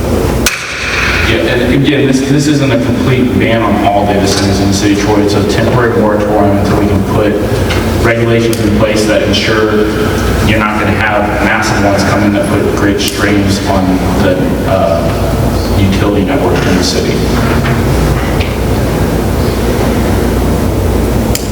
I don't think we have a parcel of ground big enough. What's that? I don't think we have a parcel of ground big enough in the city. I mean, like I said, it can be as big as this room, and we have multiple parcels in this city limits that are as big as this room. Actually, one in St. Louis that's smaller than Walmart, so yeah, quarter the size of Walmart. So maybe 8 the size of Walmart. So there you go. You got the. Yeah, and Normally it would be like Georgia. Yeah. Just drive outside of the and see what they're doing. And we don't have that. No. And again, I'm not talking about the hyperscale data centers. I'm just talking about any data center at all until we can put some common sense regulations in place. This is a temporary moratorium. I don't even think right now we have the immediate capability electricity-wise to bring them in, but sometime in the next 6 months, someone decides to build one within city limits. I want us to be set up to where we're taking a proactive approach, because we've seen other communities across the state where they didn't take a proactive approach, and then they caught themselves in lawsuits because they didn't have the proper paperwork in place to stop them from coming to town. At the end of the day, this is to protect the citizens of Troy. Is there a consensus from the board to have staff begin research on regulations and rules for data centers?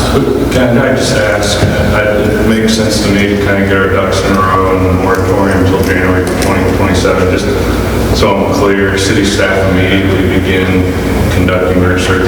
Who is that city staff? Is that you, James? That would be James. Me or otherwise delegated parties. That's like tonight, immediately it's like, just so you know. Is there consensus? Is there consensus to move forward and have staff begin that research? And then the resolution for the moratorium next month. So, Mr. Mayor, just so we're clear, so moratorium is considered a zoning action. So we will have to follow the zoning process to use the public hearings just to establish the moratorium. So because you're telling somebody they can or can't do something with their land, you have to follow the same process as any other zoning action. So we will get that together immediately. We will put it on the, I think we can get it on the next agenda. I don't see why we would. We'll check publishing dates and public hearing dates, and we'll get it on the next available agenda for both P&Z and for the board. Thank you.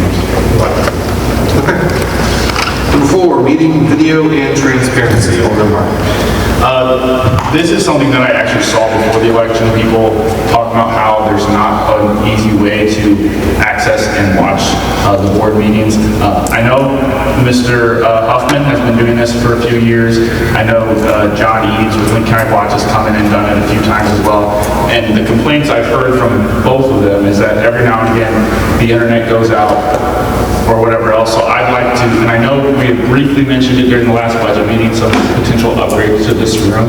I'd like to see if we can start looking at, and I'm not saying this has to be immediate, but put it in perspective for for next year's budget. So setting up some sort of like way to Ethernet stream the board meetings so that people can watch them live, and if they want, they can go back and review them, with no skips or anything like that due to internet issues or whatever else. We had discussed adding certain things into the capital improvements for this room, correct? There's nothing put in, but we have to talk about it. You might recall from a number of, we had considered this in category budget because we were unable to complete that during the last budget cycle or but we do have a list of capital improvements that is certainly something we put on the list. I know that we've been talking about this for some time, trying to work through some of the logistical issues with putting a fixed funding channel, et cetera, like that. We've been talking about this for some time. We'll have to put together. That's something that we're just doing. And then we can just add that into the capital improvement budget, which we intend to be bringing back before the board in the next month or so. Okay.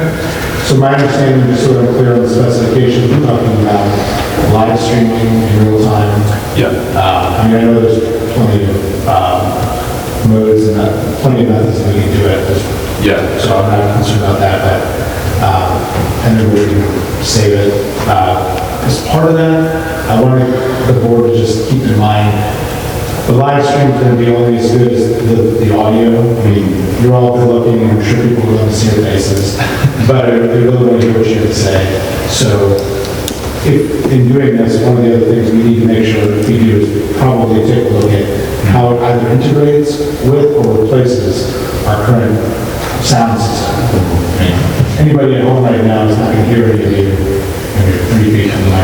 And I will say for those for those of us that have met remotely recently, like it's a struggle with how the current sound system is set up. So possibly integrating that with the meeting, how we do meetings as well would be phenomenal. I would guess it may have to either update or replace the current sound board, but we'll make sure that we have that included in the project or budget too. Okay. Thank you. All right. Number 5, monthly work session. Alderman Walls. Yes, so I am recommending, and when I first started exploring the possibility of being an alderman and coming to city meetings, I attended several meetings where there were work sessions, and while they weren't always perfectly orchestrated and there was some interesting interaction, I felt like it was a healthy move. I became alderman and realized about a month or two into it, I'm like, oh, we don't have those anymore. So I think I came in right about the time they were ending for whatever reason, but I truly believe a work session, and I kind of think of an analogy I use a lot, lots of moving parts when we think about James's board update today, having a public work session where we can talk and vet and ask questions and gain knowledge. I think about our FY 27 budget, that if we want to stay proactive and we really want to look at that and not be caught by surprise next May and really drill down into those details and ask questions. If we want to think about proactively educating individuals, if we're considering a possible use tax next April, how do we proactively do that and not wait till the last minute? I think conversations need to be had and carving out that time. I think my recommendation, it really gives us the opportunity to discuss ideas, ask questions, debate proposals, and work toward compromise as appropriate. And I feel like this board, we're certainly not all yes people or no people. We have a healthy debate, but I think just carving out that a lot of time would be healthy for this board to move forward and for the citizens of Troy. So I just throw that out there. It seems we don't want to have another meeting just to have a meeting, but maybe having it prior to the actual official city meetings. I still have on my calendar invited every month 5:30 Alderman meetings because I thought we were having workshops, and so I don't show up. So always getting the alert to come in at 5:30 for the workshop that we don't have. But I really would think it's time that we reinstitute some capacity. That's my recommendation. I don't think that's a bad idea, but I don't think it works to do it right before the regular board meeting. We tried that, and a lot of people felt that they were being left out. The public who wanted to hear those things, those arguments and those discussions, it was either too early for them or they were still at work, that kind of thing. So I agree we kind of do need to do that, but maybe go back to having the second board meeting where we did those discussions, could do those discussions then. And that way the public would be able to make it better. We do reserve the other, is it? First Monday. First Monday. So we could do first and third Mondays. And I feel strongly enough, absolutely. And after 2 or 3 months of weekly budget meetings, it seems like twice a month. It's not bad. Is there consensus to begin to go to a first and third work session on the first, meeting on the third? I'm good with that. Mr. Mayor, I would suggest one thing. So I think this is a great idea. I'm glad the board is moving forward with this. We, the staff, will convene and talk about changing our submittal dates. So that way, this will help us maybe speed up some of these conversations. So now that we'll be having a conversation 2 weeks before the board meeting and not necessarily cramming everything into the board meeting, we'll need to make sure that we're preparing ourselves for those discussions so that you can have a richer, fuller discussion. So we'll get together, put together a timeline for submitting RDAs for discussion at those meetings, and then the more that you work with us, the more information you can provide so that we can have a fuller conversation at those meetings. So research needs to be done, data or information needs to be provided, the staff can do that. So Carl and I will work out what that new schedule will be if we do this. And we don't have to do it every month, every first Monday, just if there's an item. But I know you guys want to do a lot of stuff, so probably we'll do every first Monday. But we'll get that kind of revised calendar for some of those too. Thank you. All right. Next is communications from the board. We started April, May, June, July. You're up. We're kind of, what's the place? I don't have anything. I'm kind of hard on that. Sorry. I just have one remark. I had it in my notes and I completely forgot to mention it when we did the minutes. There's one thing that was supposed to be switched regarding the June 30th meeting regarding, and I know it's because of my motions, but I'll file an RBA for it next month and I'll just send you an email about it. Long story short, one of the motions I made was wrong, was switched with the other one. But I'll send an email and file an RBA for it next month. Do we have to have a motion to reconsider since we approved it? Yeah. Minutes were approved already. Are you saying that the minutes are wrong? Yes. So page 2 of the 30th meeting, it says motion by Alderman Martin, second by Alderwoman Huffman to amend the budget by removing the projected revenue. So that was the amendment to the amendment, and on that one I didn't get a second. And then the one, and so that needs to be switched with the final vote.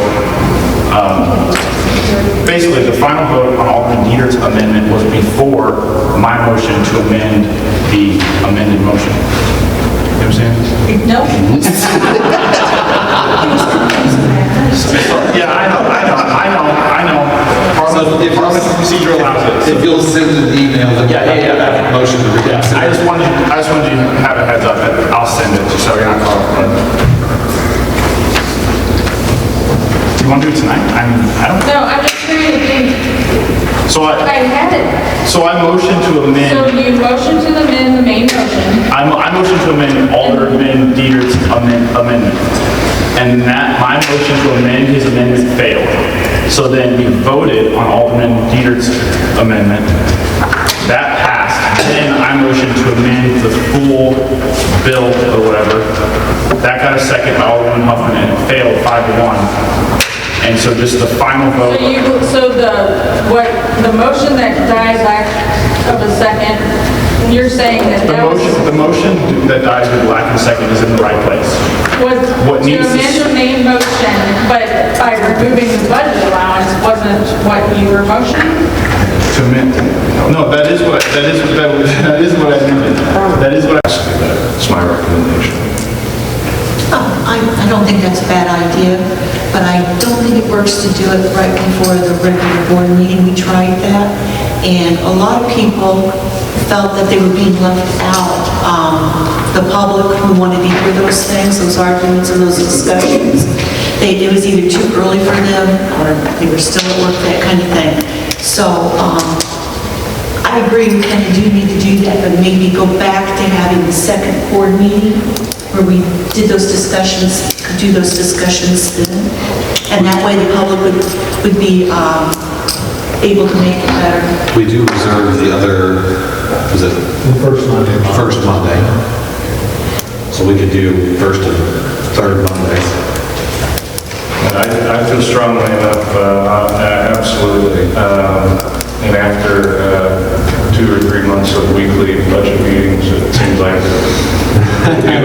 twice a month is not bad. Is there consensus to begin to go to a first and third work session on the first, meeting on the third? I'm good with that. We can support it. Mr. Mayor, I would suggest one thing. So I think this is a great idea. I'm glad the board is moving forward with this.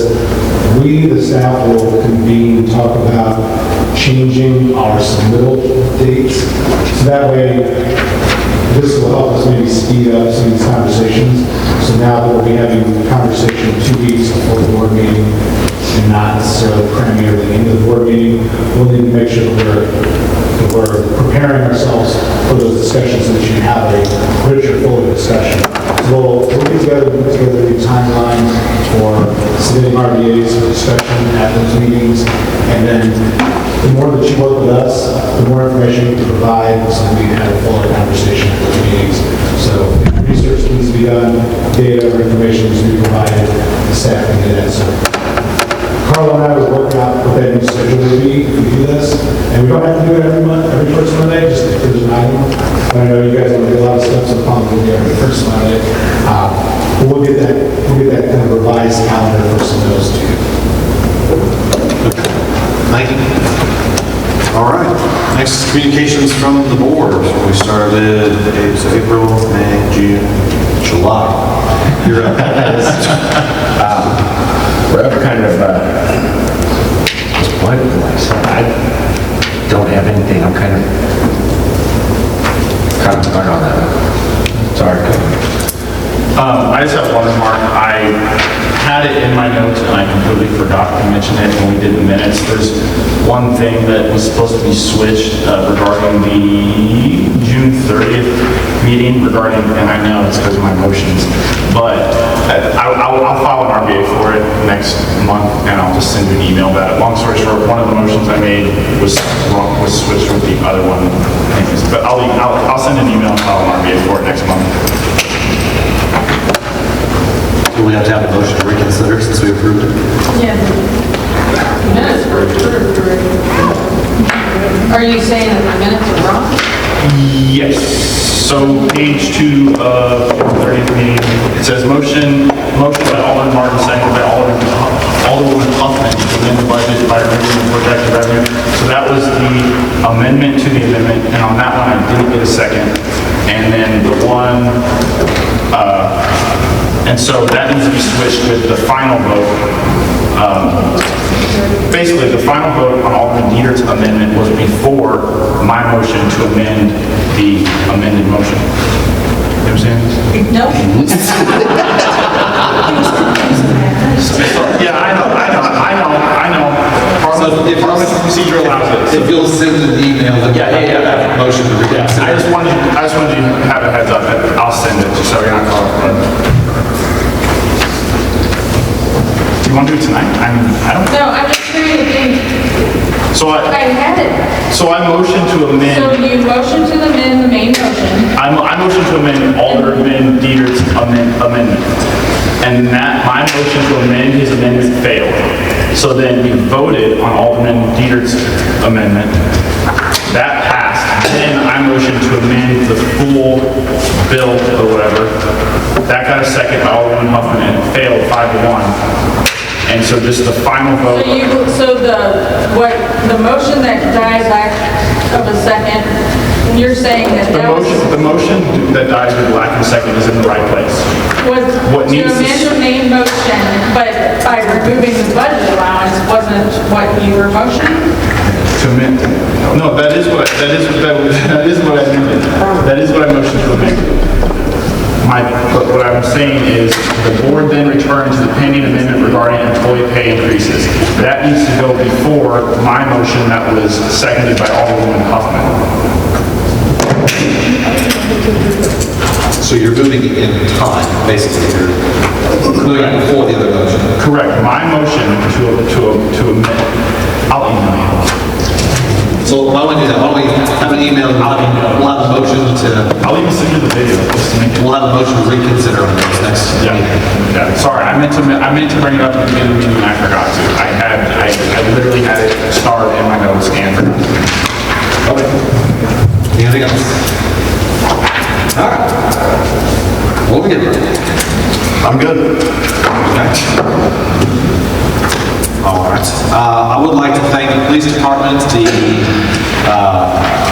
maintenance department, the road department, and the parks department for their help on the fair parade.